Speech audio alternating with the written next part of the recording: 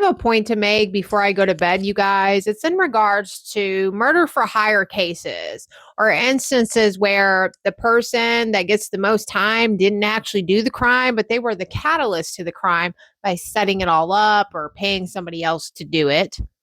Here is 6 cases that we're going to use as examples, and then I have 2 more bonus cases at the end. Martin Trujillo, 2026, sentenced to life in prison plus 15 years for hiring a couple to kill Escarino in Albuquerque.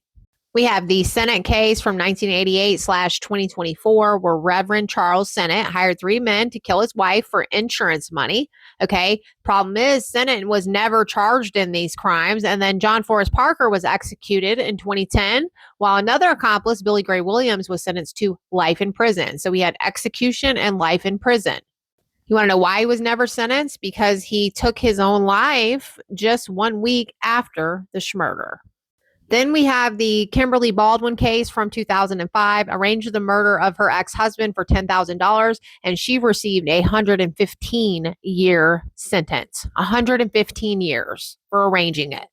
Then we have the Leon Jacob case from 2017, a doctor who hired an undercover officer to kill his ex-girlfriend and his new partner's ex-husband. Okay, he was sentenced to life imprisonment plus a $10,000 fine.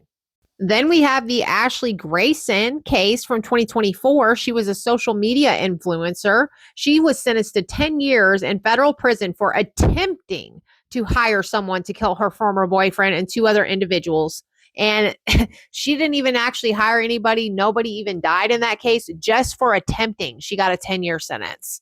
Then we have Denise Williams, who was sentenced to 30 years in prison for conspiracy to commit murder in the 2000 death of her husband, Mike Williams. Okay, this is the case that Wade Wilson was semi-involved in. 30 years. Last but certainly not least, we have the Dee Dee Blanchard case, where her daughter, Gypsy Rose Blanchard, convicted her then boyfriend, Nick Godejohn, to kill her mother while she slept. Gypsy Rose Blanchard was only sentenced to 10 years, and she was approved for parole at her very first parole hearing, meaning she only served 8.5 years behind bars. So in all these other cases, they don't care about the reasons. They don't care about the reasons why these other people tried to hire individuals to take the lives of whoever. They still sentenced them the same. Why was it different for Gypsy Rose Blanchard?